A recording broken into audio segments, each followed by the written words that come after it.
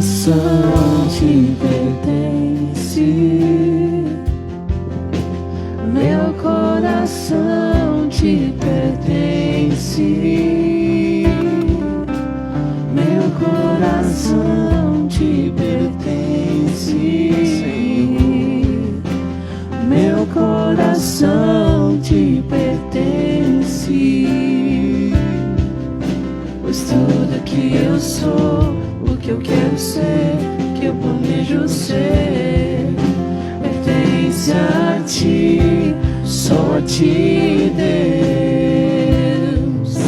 Pois tudo que eu sou, o que eu quero ser, que eu planejo ser, pertence a ti, só a ti, Deus. Ó Santo Deus, nós te damos toda a liberdade nesse lugar, Senhor. Tu tem tocado no nosso coração, Tu tem falado conosco, através, Senhor Deus, de um momento de louvor e adoração, do começo do culto, de todas as formas. Nós te pedimos, Senhor, continua ministrando o nosso coração, da maneira que Tu queres, do jeito que Tu queres. Nós clamamos que seja feita, Senhor, nesse lugar, a Tua vontade, Senhor, e não a nossa. Continua também ministrando os nossos corações, Senhor, através da palavra que será pregoada nessa noite. Em nome de Jesus. Amém. Aleluia. Podemos assentar.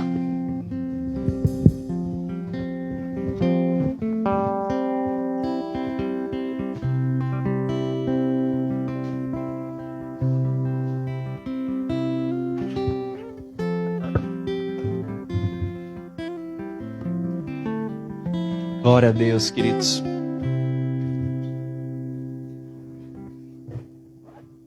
Hoje nós estaremos falando da pessoa do Espírito Santo. O Espírito Santo é Deus presente em cada momento, em cada situação, em cada detalhe das nossas vidas. É Deus presente do primeiro versículo revelado na Bíblia até o final. É Deus presente em cada sinal, em cada momento, em cada sentido. O sangue de Jesus é o que nos purifica de todo o pecado. O sangue de Jesus é o que nos limpa, é o que nos perdoa, é o que nos traz restauração. Mas o agir do Espírito Santo é o que faz em nós uma profunda e uma contínua transformação. Amém?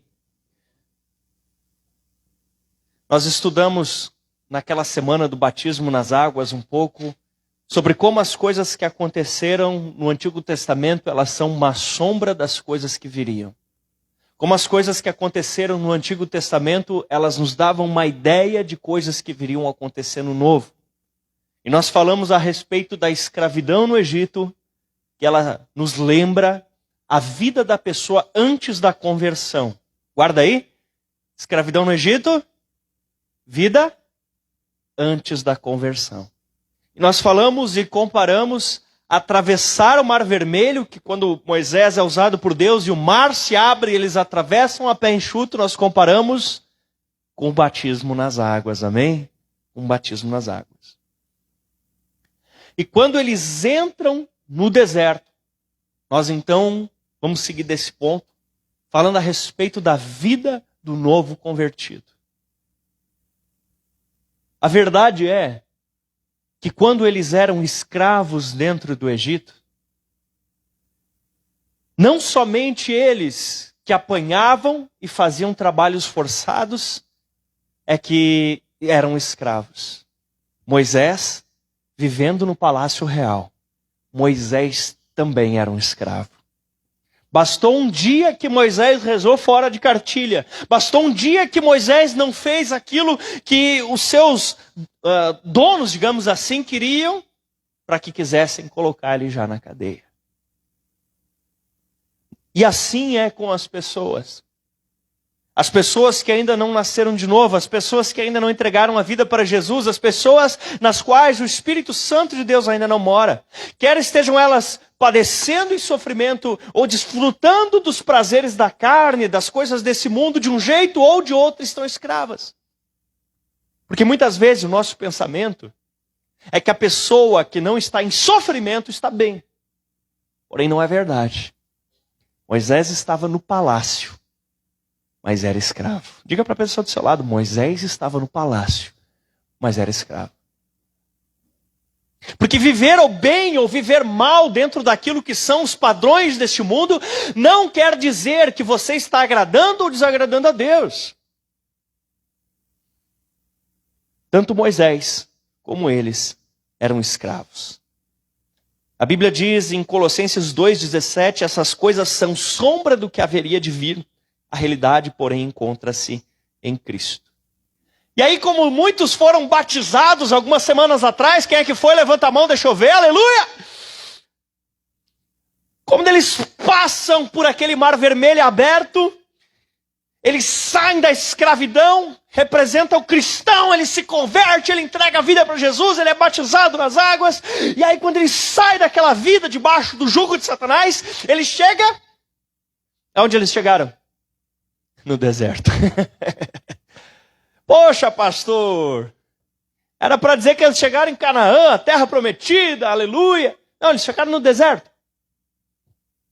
Eles saem da escravidão e eles chegam no deserto. O que fazer naqueles primeiros quilômetros de liberdade? Talvez alguns pensavam, eu vou tirar uma folga, né? A gente vem trabalhando aí há 400 anos. Eu vou tirar uma folga, vou tirar um cochilo, vou passar um tempo com a minha família. O que você pensou em fazer quando você entregou a vida para Jesus? Qual a primeira coisa que você pensou em fazer? Se você quiser, você pode ler Romanos 8, 9, ou me escutar, Romanos capítulo 8, versículo 9. Muito interessante, Romanos 8, 9.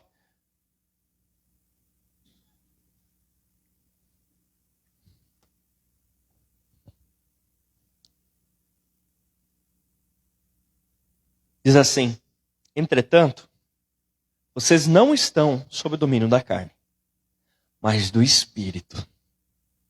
Posso ouvir um glória a Deus? Se de fato o Espírito de Deus habita em vocês. E se alguém não tem o Espírito de Cristo, não pertence a Cristo. Se alguém não tem o Espírito de Cristo, não tem Cristo. Queridos, quando você nasceu de novo, o Espírito Santo passou a morar no seu coração. Essa é a maneira como nós sabemos se a conversão realmente aconteceu. Pastor, mas eu não orei em línguas ainda. Eu não estou falando sobre orar em línguas ainda. Eu estou falando sobre o Espírito Santo morar no seu coração. Quando alguém nasce de novo, quando alguém realmente recebe Jesus como seu Senhor e Salvador, o Espírito Santo passa a habitar no seu espírito. Você é uma criatura composta por corpo, a parte física, a alma, que é a sede dos pensamentos, emoções e volições, vontades, e espírito, que é a sua parte que comunica com o sobrenatural, que é a parte onde o Espírito Santo de Deus mora. Amém? Você é composto dessa maneira. E um dia o Senhor abriu os teus olhos. Um dia você conseguiu perceber, enxergar. Você conseguiu ver que você precisava da salvação. Agora, aonde quer que você vá, o Espírito Santo vai contigo. Você está sentado aqui, o Espírito Santo está contigo. Você está trabalhando e Ele está contigo. Você está na escola e Ele está contigo. Pastor, até lá, bom, depende do que você está pensando. Não, Ele está contigo. Se você nasceu de novo, Ele está contigo. Acontece que esse povo tinha passado 400 anos escravizado no Egito. E faz aí mais de 500 anos que os portugueses chegaram aqui no Brasil. E eu te pergunto, você acha que mudou alguma coisa no cotidiano do brasileiro nesses últimos 500 anos? 400 anos? Quando que seus antepassados atracaram aqui no Brasil, se é que você é descendente de algum tipo de imigrante? Você ainda guarda os costumes? Ou você hoje é um baita de um brasileiro? Você ainda se comporta como alguém oriundo da África, da Europa? Você ainda é misturinho, legítimo brasileiro? Somos brasileiros. E embora os hebreus fossem ótimos em guardar a cultura, em guardar a fé, 400 anos morando dentro do Egito, eles eram egípcios. Eles tinham saído do Egito, mas o Egito ainda não tinha saído de dentro deles. E às vezes a pessoa que nasce de novo, que se torna uma nova criatura, ela lá no interior, no seu espírito, ela nasceu de novo e o Espírito Santo mora dentro dela, mas na sua alma, a sede dos seus pensamentos, emoções e vontades, volições, lá dentro, na sua alma, ela aprendeu a viver debaixo de escravidão. Ela aprendeu a viver debaixo de pecado. Ela acostumou a viver daquela maneira. E embora livre para pensar como um santo, porque de fato o santo é em Cristo, às vezes ainda pensa, raciocina com a mentalidade de pecador. E aquele povo começou a reclamar para o Moisés. E começaram a dizer: ai, que saudade da cebola que tinha lá no Egito. Que saudade do alho, da carne. Ai, que saudade. Porque eles estavam livres, mas continuavam pensando como escravos. O Senhor te salvou. O Senhor te fez uma nova criatura. Mas chegou a hora de transformar os teus pensamentos, as tuas emoções, as tuas decisões, as tuas atitudes. Isso é um processo. E ele só acontece através do relacionamento com o Espírito Santo de Deus. Porque normalmente nós pensamos no Espírito Santo como aquele que né? E fala em línguas e profetiza, e ele faz isso, aleluia. Mas isso é uma parte. Uma das grandes obras e uma das obras mais lindas que o Espírito Santo faz é a nossa transformação, nossa mudança de vida. Se você perguntar para um cristão que já está crescendo no Senhor há mais tempo, ele vai te contar cada história, como Deus foi trazendo ele. Ele vai contar: meu casamento era desse jeito e Deus foi transformando, agora está assim. A minha santidade era desse jeito e agora está assim. A maneira que eu falava, é ou não é? É ou não é? A transformação, essa é uma das obras mais lindas que o Espírito Santo faz. Você não dá conta de ser crente não sem o Espírito Santo. Diga agora para a pessoa que está do outro lado, que você não falou ainda, diz assim: você não dá conta não de ser crente sem o Espírito Santo. Dá conta não.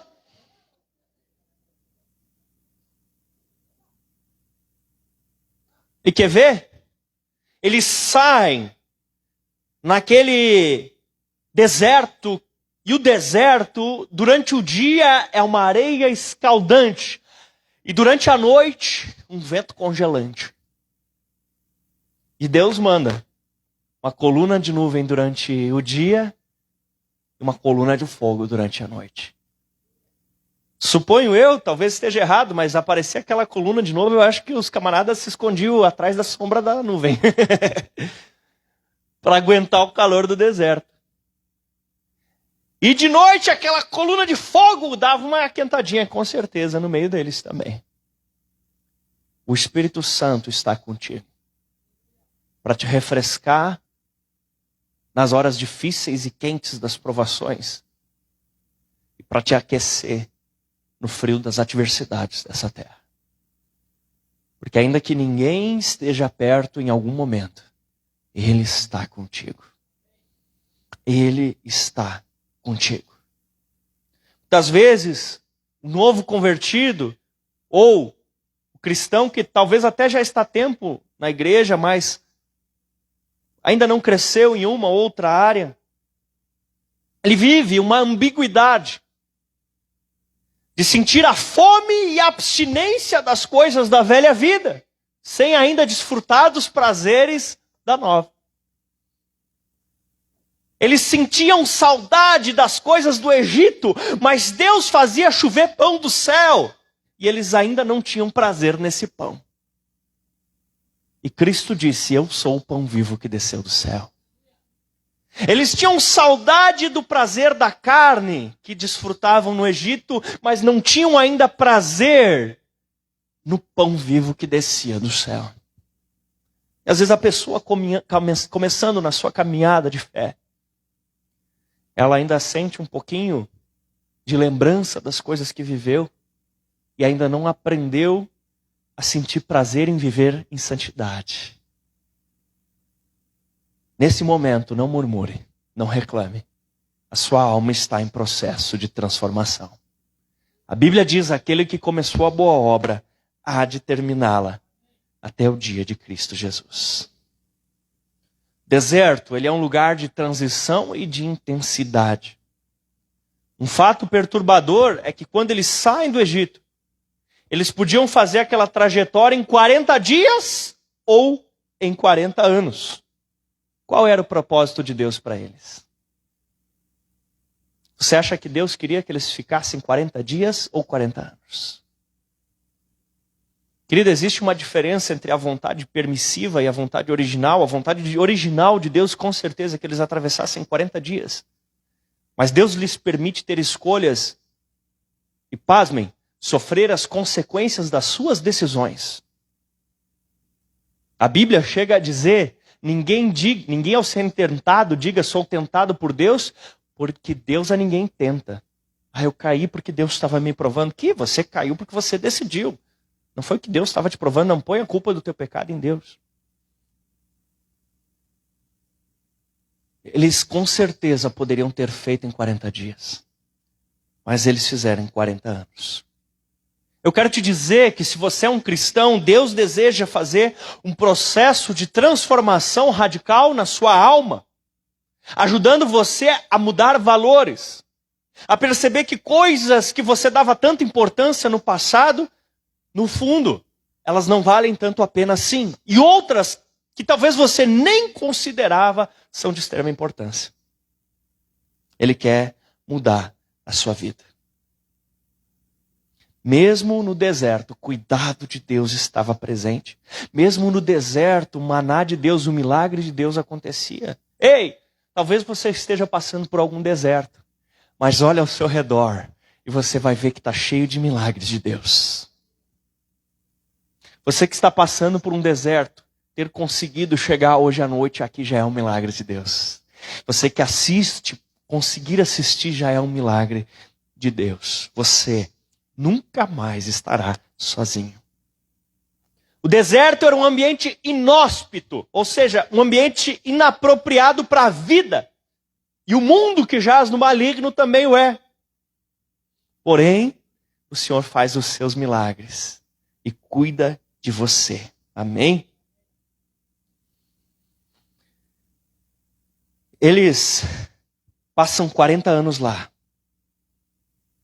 Porém, ainda pensavam como escravos. Em Êxodo 14, 11 e 12 diz assim: foi por falta de túmulo no Egito que você nos trouxe para morrermos no deserto? O povo disse para Moisés.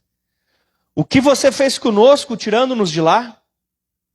Já não lhe tínhamos dito no Egito, deixe-nos em paz, seremos escravos dos egípcios? Antes de ser escravos dos egípcios do que morrer nesse deserto. Aqueles hebreus estavam murmurando, com o coração ingrato, cuspindo no prato que comeram. Porque Moisés foi um instrumento da libertação e reclamavam contra Moisés. Deus manifestou o seu poder e abriu o mar e eles reclamavam contra Deus. Durante o seu deserto, não murmure. Durante o seu deserto, não seja ingrato com as pessoas que te ajudaram a sair da escravidão do Egito. Não vire as costas para aqueles que te evangelizaram em nome de Jesus. Jamais cogitem voltar para a velha vida. Diante das primeiras dificuldades, diante das primeiras lutas no deserto, eles cogitaram voltar para a escravidão.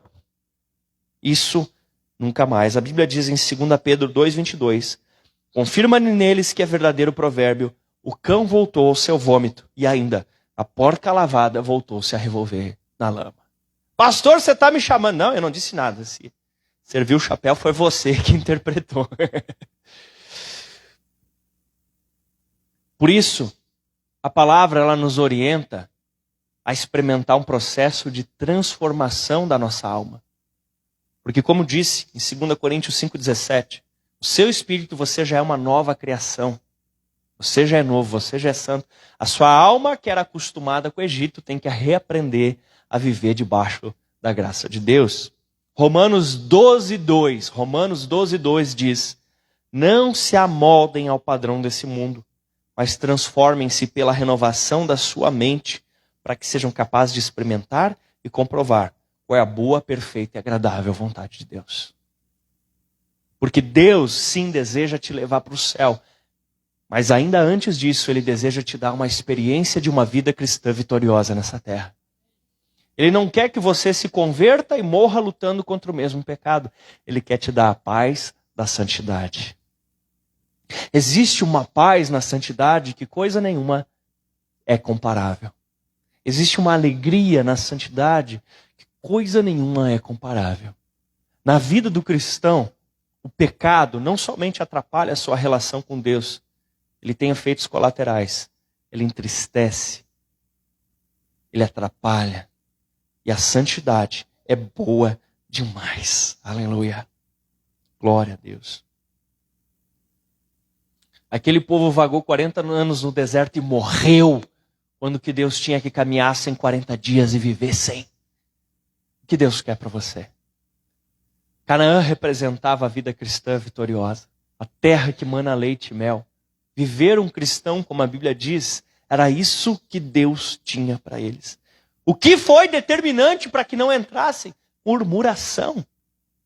Nós cristãos não somos chamados a ser um povo reclamão, um povo fresco, um povo que tudo é ruim, tudo é difícil, tudo é complicado. Nós não somos chamados a ser assim.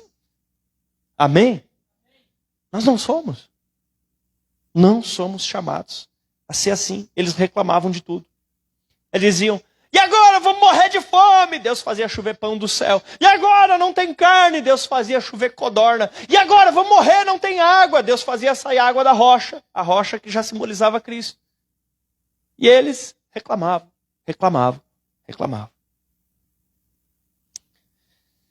Reclamavam de tudo. Em Números 14, 36 e 37 chega ao cúmulo de dizer assim: os homens enviados em missão de reconhecimento daquela terra voltaram e fizeram toda a comunidade queixar-se contra eles ao espalharem um relatório negativo. Esses homens responsáveis por espalhar o relatório negativo sobre a terra morreram subitamente de praga perante o Senhor. Eles estavam bem pertinho de entrar em Canaã, mas a cabeça ainda estava no Egito.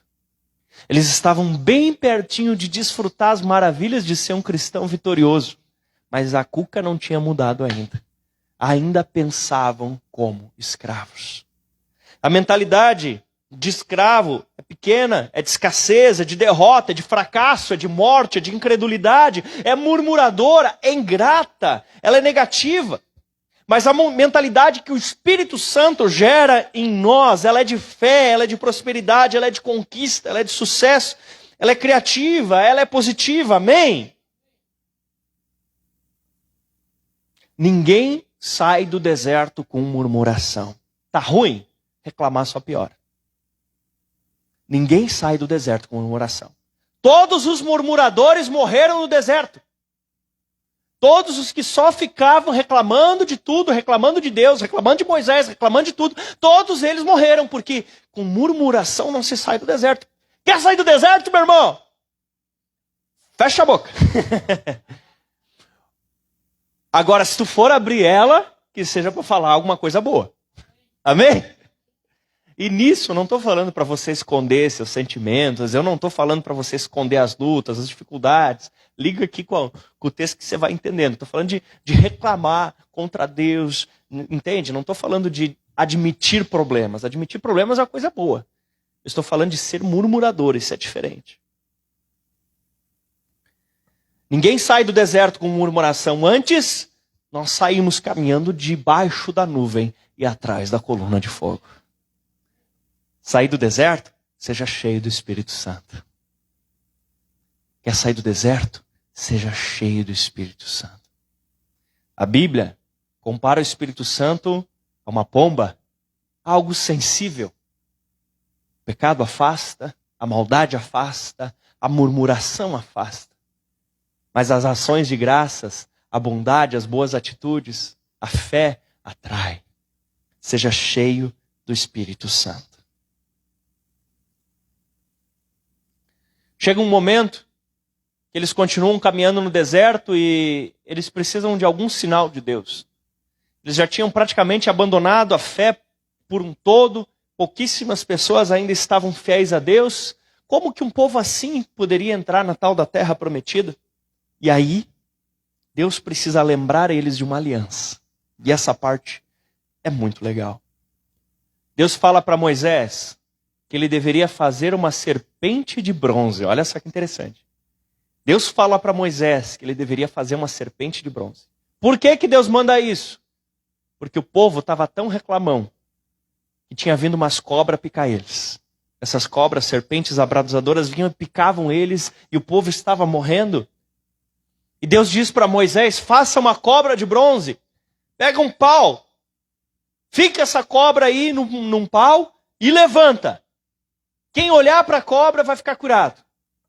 Quem não olhar vai morrer. E aí você diz que coisa bem esquisita essa, pastora. É bem esquisita mesmo. Mas tem um capítulo na Bíblia que fala sobre ela. E é tão conhecido. João 3. Pastor João 3 conta essa história. Sim. Qual versículo você lembra de João 3? Olha o que diz em João 3, um pouquinho antes do 16. E assim como Moisés levantou a serpente no deserto, assim é necessário que o Filho do Homem seja levantado, para que todo aquele que nele crê tenha vida eterna.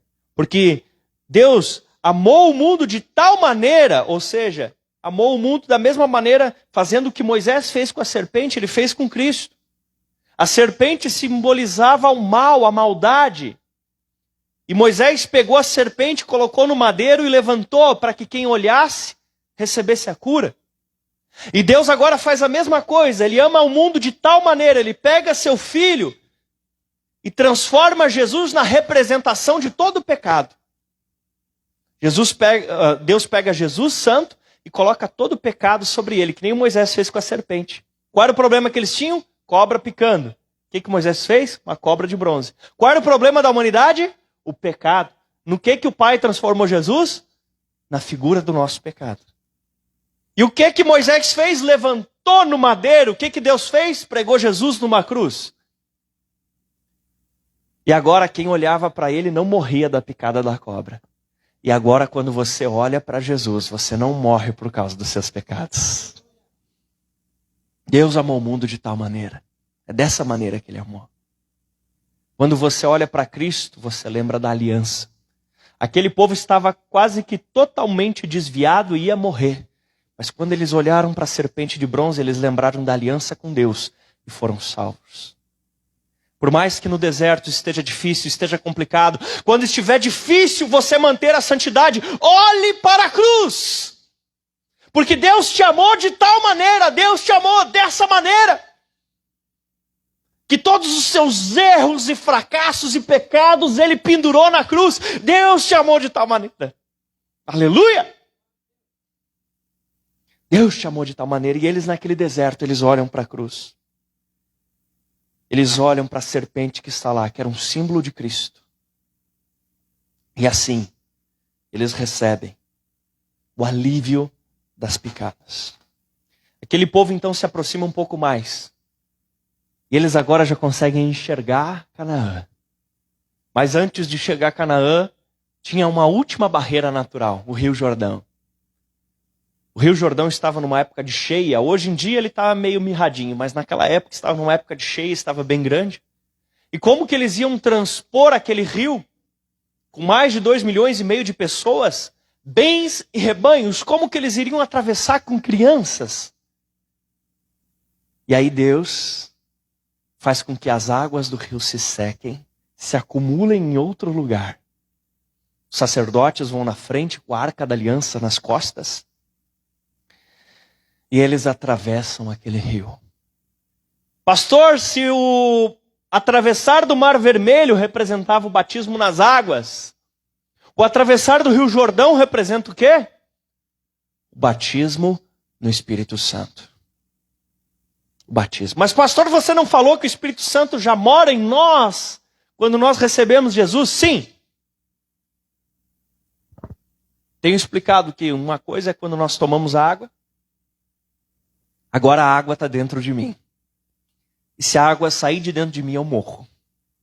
Assim, quando você nasceu de novo, o Espírito Santo veio morar dentro de você. E se ele não estiver dentro de você, você morre. Certo? Agora, coisa diferente é se eu me atirar em alto mar, no meio do oceano. Porque ali as águas me controlam. O batismo no Espírito Santo é quando o Espírito Santo, além de ser a voz que fala no teu interior e te orienta, ele também é a voz que se manifesta no teu exterior.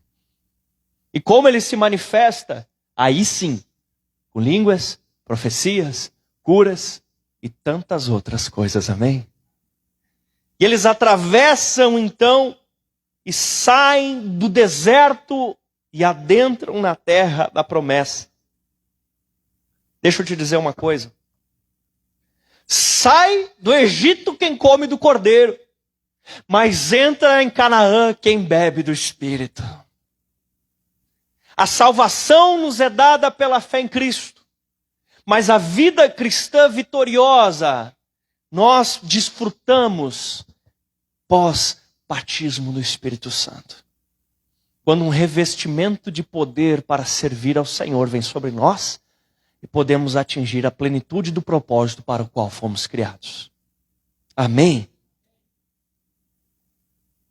Você pode até sair do deserto sem o batismo no Espírito Santo, mas não entra em Canaã se não atravessar o Jordão.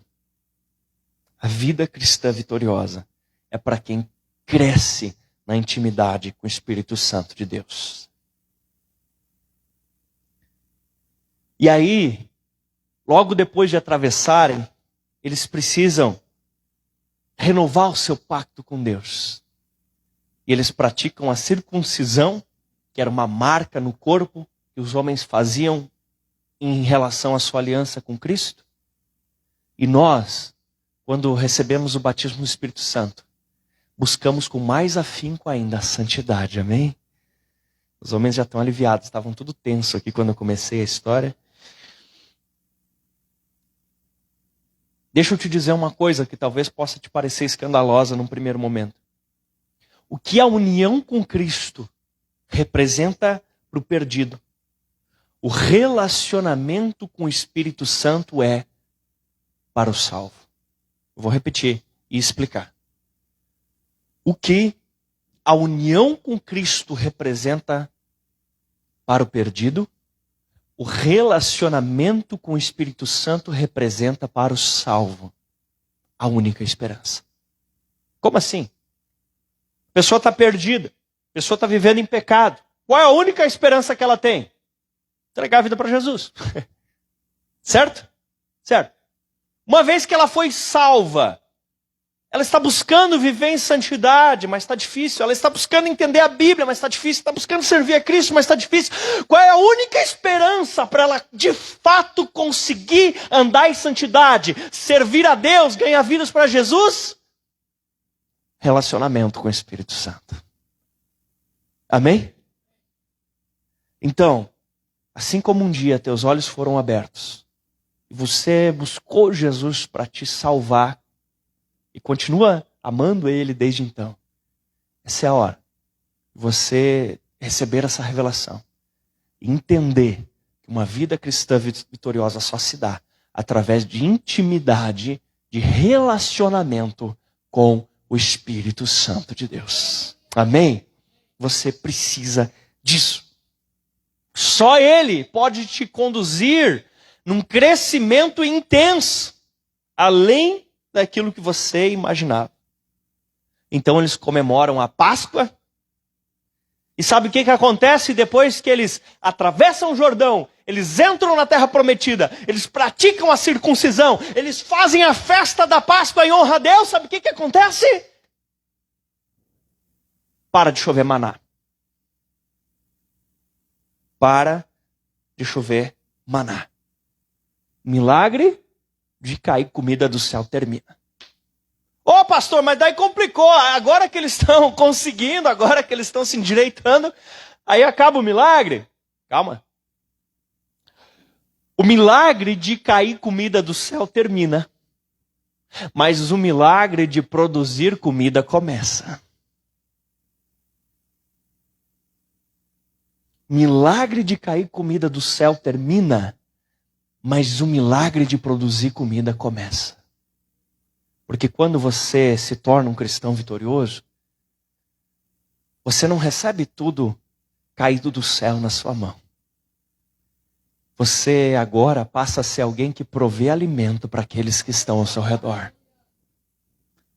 Porque agora, em vez de você ser alguém que simplesmente precisa estar sempre sendo cuidado, sempre sendo paparicado, sempre sendo carregado, agora você é aquele que faz isso para os outros, pelo poder de Deus que está na sua vida. Amém? O batismo no Espírito Santo é a fronteira entre os que recebem milagres e os que se tornam agentes de milagres. Você entendeu isso? Até então, você queria receber milagres, você desejava, agora os milagres correm atrás de você. Agora os milagres se manifestam através de você. Quem aqui deseja receber milagres essa noite? Não precisa ter vergonha, eu quero.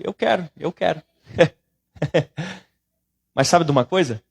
Quem deseja ser um agente de milagres nessa noite? Se uma coisa é boa, se vier no combo com a segunda, melhor ainda. Antes você seguia os milagres, mas agora os milagres seguem você. Pastor, mas onde é que isso está na Bíblia? Marcos 16, 17.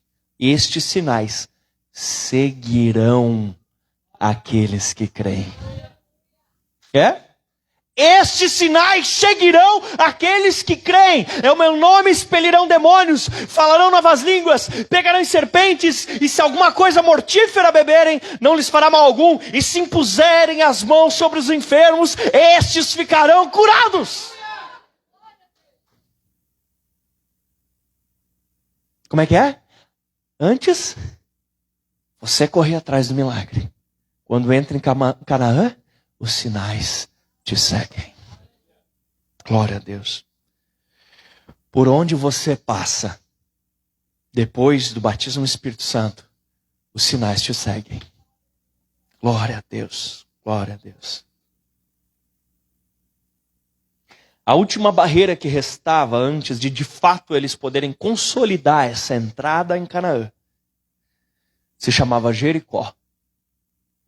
Jericó tinha muralhas de mais ou menos 6 metros de largura. Alguns dizem feitas por 2 seções, uma de 4 com um espaço seguida de uma de 2, ou ao contrário. E dizem os que estudam sobre isso que aquela era a cidade talvez de habitação humana contínua mais longa da história, talvez habitada já por 6.000 anos continuamente. Seja por muitas ou por um pouquinho só de pessoas. Que é mais ou menos o tempo que nós temos de Gênesis capítulo 1, versículo 2 até o dia de hoje.